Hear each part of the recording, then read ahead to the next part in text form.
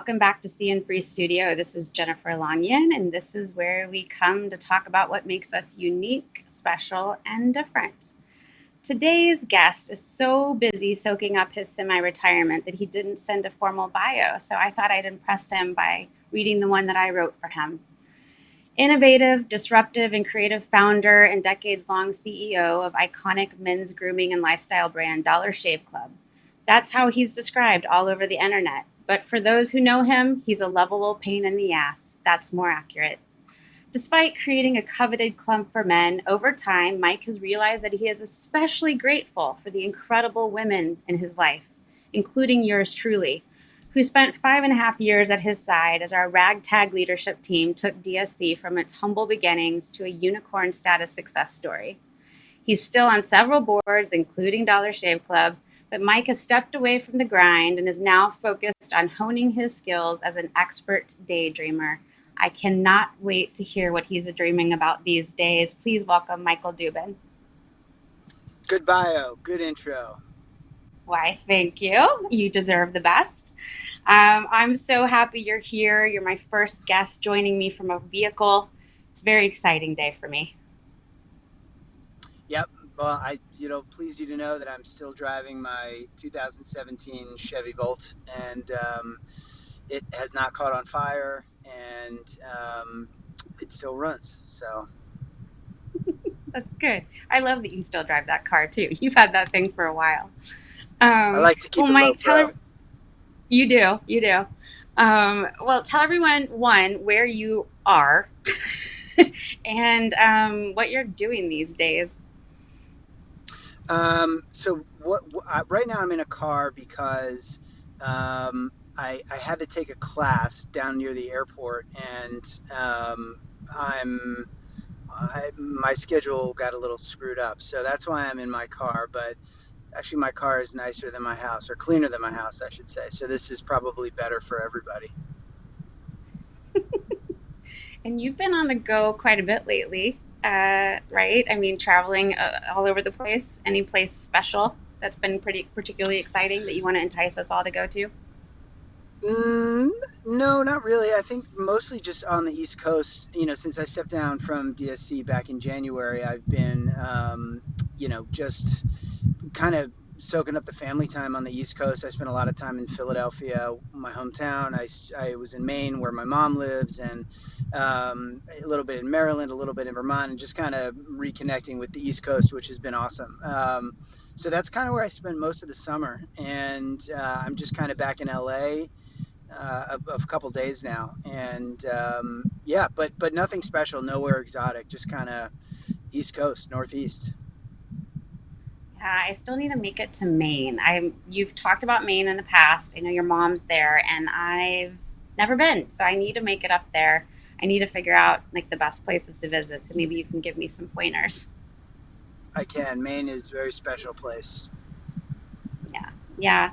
Well, Mike, listen, this whole show, which, when I left you at Dollar Shave Club, I wanted to find a way to stay connected with people, build up my confidence, which has been somewhat of a crippling factor for me, and then just kind of remind people that they're great, regardless of status in society. And that was really important for me. And I've been wanting you to be on the show for a while because you're somebody that inspires me. So I'm glad you're here today.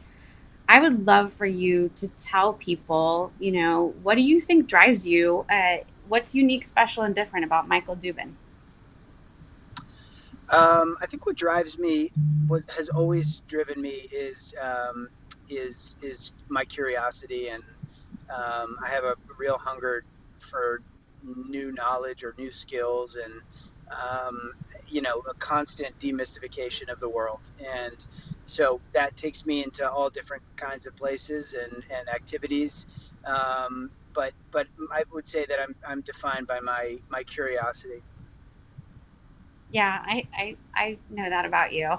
I think like there's curiosity, and then there's you go like one step further than curious in my mind, and I will see what you think about this. But I feel like you see challenges, like dig into them, and then you see opportunity. Like it's a curiosity, but it leads to something. It's not just for the sake of just knowing. I feel like you actually, pursue what you're learning and see if you can do something with it. Am I wrong about that? No, not at all. I think I'm wired in a way that doesn't really allow me to accept that something can't be done. And so if somebody tells me that something can't be done, I will want to learn about it, dissect it, understand it, and try to bridge the gap and synthesize, you know, things that maybe come from other disciplines or approaches to try to solve a problem. But I do find that cathartic is solving problems. I think it's fun. Yeah. Yeah. And you do that well, actually. You have like a certain instinct about you. And I enjoyed working with you because you just instinctively see like there's a problem and here's some possible solutions. So, is that something that you picked up on as a kid? Did you know this about yourself? Did you discover it over time? How did you learn this certain quality and start to appreciate it? I don't know if it's something that I inherited from my parents or something that developed along the way. When I look back over my life, I would say it's a consistent theme, but I don't know that I can pinpoint the moment. I don't know that there was a moment where it happened, or um, you know, where I learned it. It's just kind of who I am, I think. Yeah. And obviously, I think there's a perception that entrepreneurs have that naturally, that curiosity and that willingness to kind of solve problems. Do you believe that to be true now that you've had some time to reflect on your your time in the startup space? Yeah, without question. I think that entrepreneurs, the successful ones at least, have to be good at solving problems because that's all you really have in the early days is problems, challenges, opportunities, of course, but whether it's manufacturing or marketing or anything in between, for hiring a team, managing that team, they're all sort of challenges that you have to meet and rise to. So if you are fatigued by that, you might have a short run. Um, Successful entrepreneurs, I think, are really good at problem solving, and they're sort of indefatigable, right? They don't give up. They don't accept no for an answer. They just kind of find a way to get done what needs to get done. And I think that it's something that you can definitely learn. But it's a mindset. It's just kind of you kind of have to be a relentless optimist. Yeah, that's that was the question I was going to ask you. Is if it's something you think is learned or innate? Sounds like you do think it's learned. I mean, what would be your? And I no doubt you get asked questions like this all the time, but what's your recommendation for kind of the right or ripe training ground to explore and learn those kind of entrepreneurial skills? Is there a place you recommend or opportunities you recommend people pursue? No, I think it's I don't know. I don't think so. I think you just have to go do it. A lot of people that want to start companies ask themselves, like, what should I take a class or should I go, you know, find a mentor? And some of those things can be helpful, but I always think the best way to get started is to just get started and go after the things that you want. And when you encounter challenges, uh, know that you can find your way through them or around them. I would say it's really a question of dissecting what needs to get done into different into smaller chunks and not think about it as a behemoth that is in or that's insurmountable, right? Dissect things, look at them in smaller pieces, take baby steps, don't get psyched out, and just think what needs to be done next, and how would I get that done, and who can I go ask that maybe knows how to do that. And people want to help. They don't. This has been my experience, and if anybody kind of stops me on the street or calls me up and asks me a question, I will answer it to the best of my ability. And that's what people did for me. You gotta ask people for help. People want to help. They do. They do. And I've been teaching this class on entrepreneurial leadership. And I'm kind of testing the students right now on that because I'm noticing they're not asking each other for help. And that's one of the things I'm trying to get them to recognize is like, it's okay. You don't have, just because you're an entrepreneur doesn't mean you have to do everything by yourself. So I'm That's glad right. you emphasized that. So who's somebody for you, Mike, that you reached out and they really helped you at a critical moment, and somebody that you really appreciate along your journey? I mean, there's just too many people to even begin to try to name. I would say everybody that worked at Dollar Shave Club at some point, is somebody that I asked for something, directly or indirectly. My investors, my board members. I mean, I don't want this to sound like an Oscar speech where I just list everybody, but ultimately, it's like everybody has something to offer you. Everybody, I would ask people for things every day. That's sort of your job, as the entrepreneur, as the CEO, is to just kind of ask for help, and sometimes that help comes from people that work for the company. Sometimes it comes from your friends. Sometimes it comes from your family. Sometimes it comes from just people that you bump into at a conference. So, it's, yeah, I don't know that I could name any one person, because everybody's been helpful. Yeah. Even Yeah. you, Jen. I will. Ah, thanks, Mike. I appreciate it.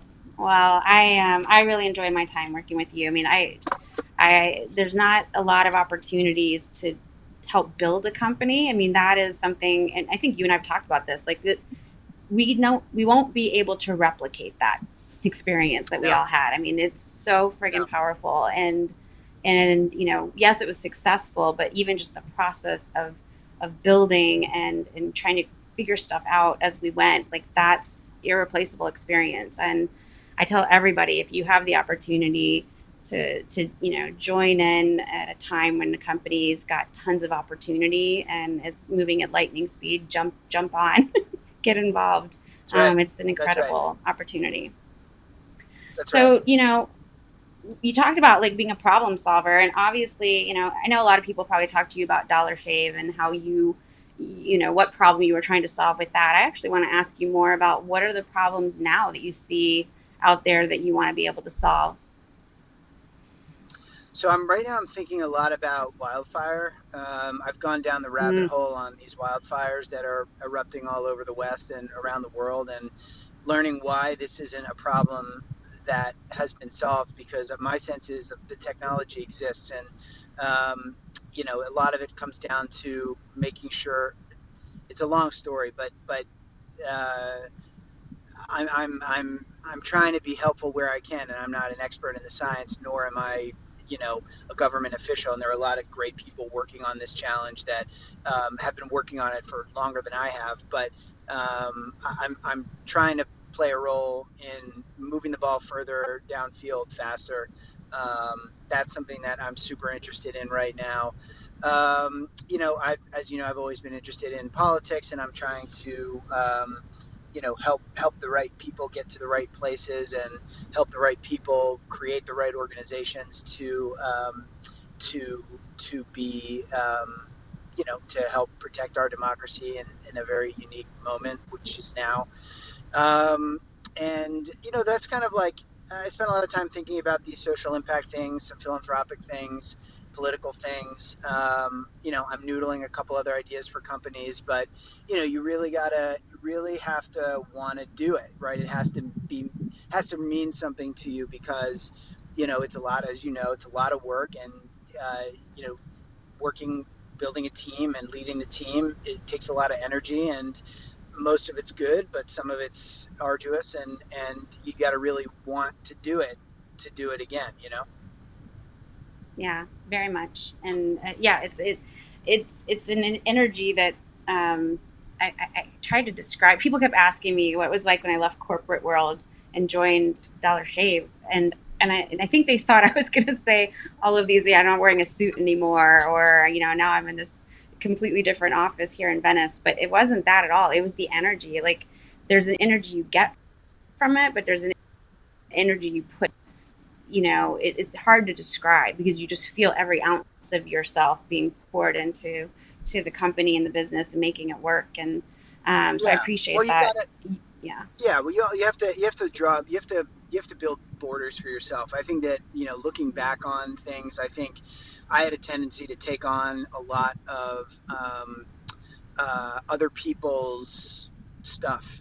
Because it's hard when you work with people not to care about every corner of their life and especially their work. And like you have to be frugal with your energy. That's a friend of mine's quote. That's not mine, but you do have to be frugal with your energy because people will people people need your attention and your energy. The higher you are on the leadership ladder, more people need more from you. And every day you walk in the building, you're setting an example, and that takes energy, and it's very demanding. It's not something that gets a lot of airtime, but the energy that you expend um, to show up every day and lead, whether you're the CEO or the CPO or the CFO or a VP of whatever, it's enormous, and I think that often goes overlooked. Yeah, I think you're right. And I mean, you talked about the fact that you're trying to solve some really big problems about being involved in politics. If you can fix the wildfires, and if anyone can, I think you can, Mike. But it's, that's in itself, like taking on these really big problems is a lot of energy. And what I love is that you've always been doing that. Like, so even though you were running the company and spending, pouring yourself into the company, you were the face of the brand, you were leading the company and the board, you were doing a lot around education, and you were helping a lot of local politicians and giving back to the community and giving a lot to the employees as well, which I always knew about you. I used to tell people, I feel like I'm outing you by telling people how great you were. So I I appreciate it. like that you're kind of yeah, I mean, I think you're reflecting on like what's next for you and where you want to put all of that, and I love that, and I love that you're taking the time to do it. Yeah, it's fun. I mean, I don't know what I'll do full time. I may do nothing full time. I might just do a lot of little things here and there, and that's okay too. Yeah, yeah. Well, Mike, I don't know if you've been watching the show, but I have one part where I like to do a random question, which, by the way, everything up to this point probably felt random. But this one's really like solid. I wrote it down. So you get to Okay, pick go. between 1 and 25. What's your favorite number between 1 and 25? Uh, that's a really tough question, Jen. I could give you a few That was different not the numbers. question. Okay. Oh wait, you have 25 questions, and I'm just picking a number, and that's going to be the question. Yes. Yeah, Oh, all that's right, the three. question. 3. That's my favorite number. Okay, here we go. When you want to reflect and work through ideas or decisions, where do you go? What's your special place or space where you like to free your mind?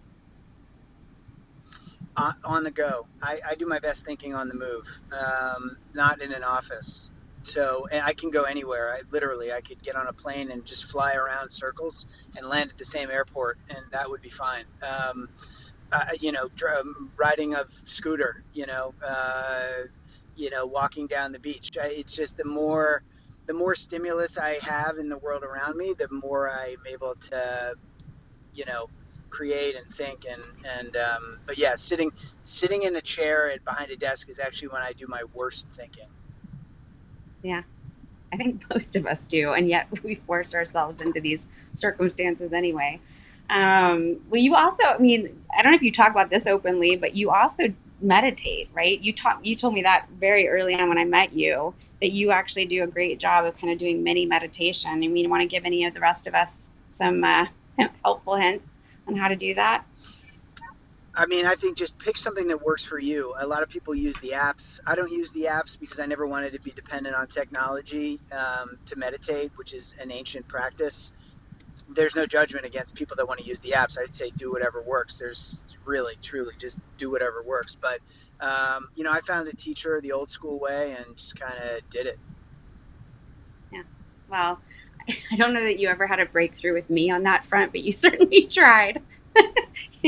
Like I was like, yes, Mike, I'd like to be still and be quiet. I just haven't figured that out. So I appreciate it. Um, One of the things I like organizations that people care about and want to bring awareness to, and and I know you've been involved with this particular one for a while because I remember you telling me about it a few years ago. But you chose the Gabriella Charter School and Los Feliz. Do you mind sharing a little bit about what is it and what's it about and how can people get involved?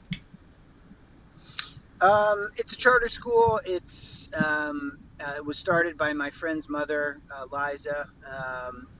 Sadly, she lost her daughter at a young age. Her daughter was a passionate dancer, and Liza started a charter school that integrated dance into the curriculum in a very rigorous way. And so, I'm not personally like a dancer, but I love the way that they integrate that into the curriculum. And I started out doing it as really not a favor to a friend, but just as a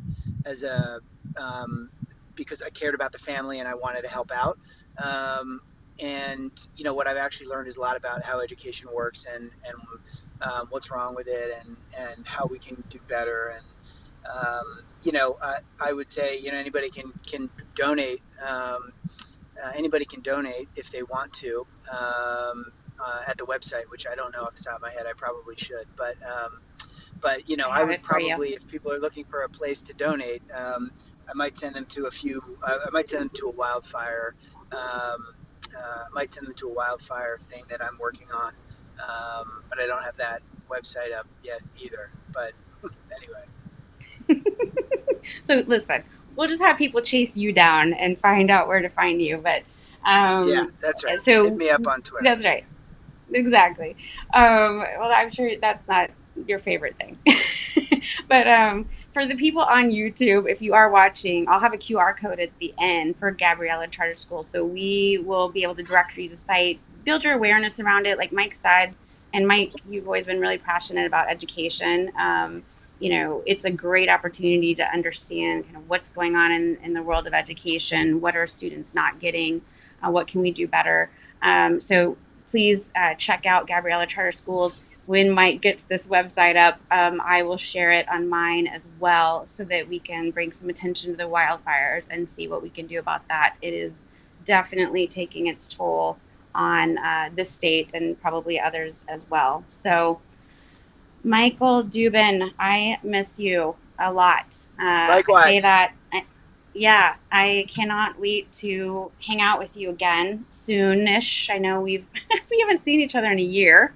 Like, we were It's on a crazy. beach about a year ago, right? Like it's crazy. Oh yeah, that's right. And yeah, that's the last time we saw each other. But I do miss hanging out with you because I mean, you see opportunity in things, and I love that. Like I think I see that in people, and you see it in just about everything else, including the people around you. And I've always appreciated that about you, and being your friend, Thank you. and being a fellow Leo. So Indeed. yes, we have that in common.